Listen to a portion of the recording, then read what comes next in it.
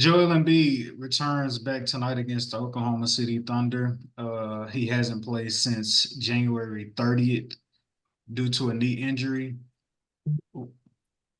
It was speculated he may not return. Some felt as the season progressed and the 76ers and have as the season has progressed, the 76ers are now at AC currently, um, at 40 and 35, being 3 games away from the 6 seed, which is where the Pacers are. Joel Embiid returning after a knee injury. Do y'all think it's smart to have brought him back for this season? I think if they got a run at the playoffs, yeah, because I mean you got What to do you mean by run at the playoffs?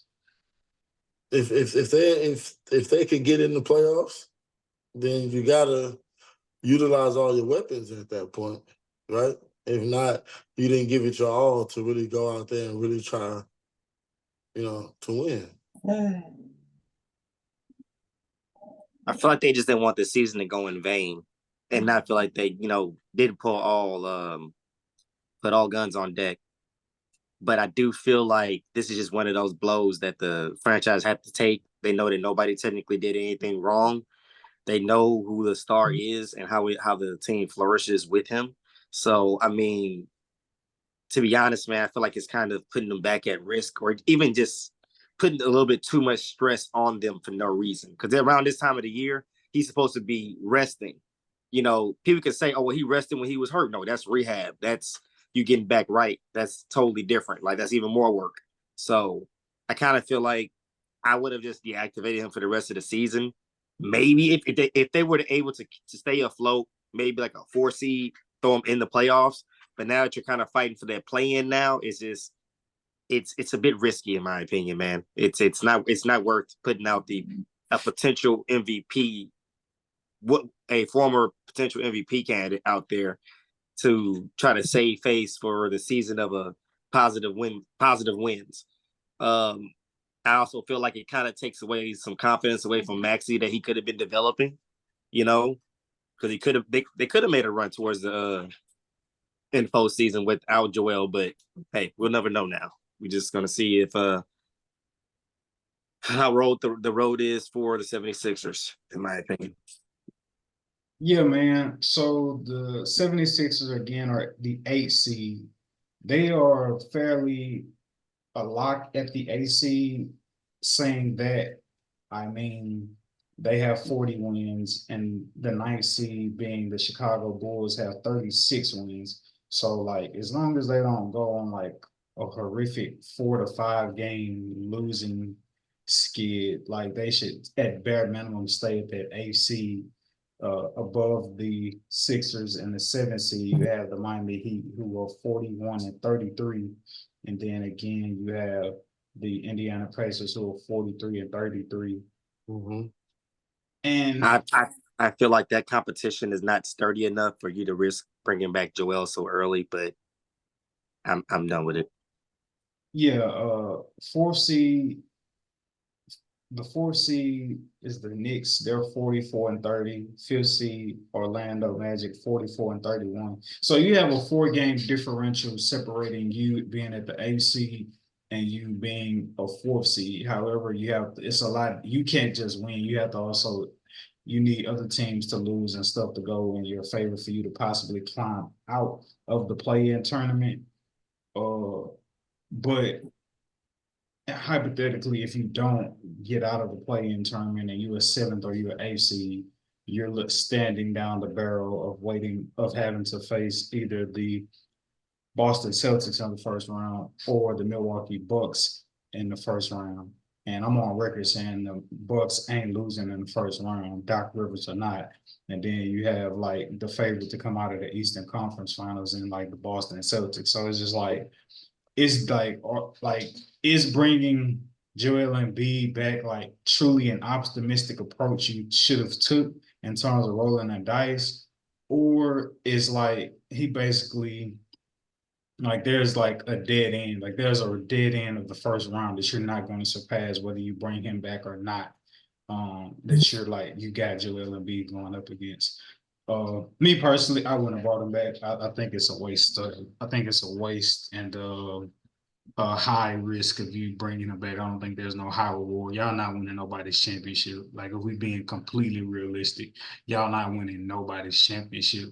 And if that's the most realistic case, what are we bringing him back for? What are we bringing him back for?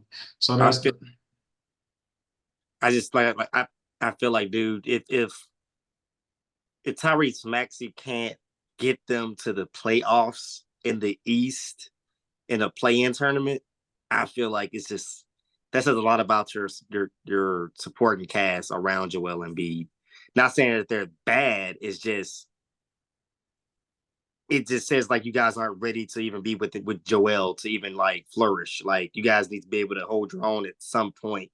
At some way, y'all should be able to like get past some obstacles.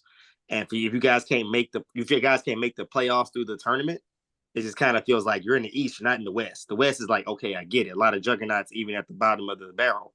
But it's like you guys are in the East, man. Like who would be in the playoff tournament? You said the Chicago Bulls. Who else? uh the play-in is the Heat, Chicago Bulls in order. The Heat at 7, Sixers at 8, 9 is the Bulls, and 10 is the Atlanta Hawks. Nobody should be afraid of the Hawks, and nobody should be afraid of Chicago. I mean, the Heat playoff time, that's terrifying, but I'm just saying, dude, I'm not afraid of no goddamn Chicago Bulls, dude. You should not be that Maxi, Oubre, Tobias, that should have been enough, but I guess I don't know. Tobias Harris over me.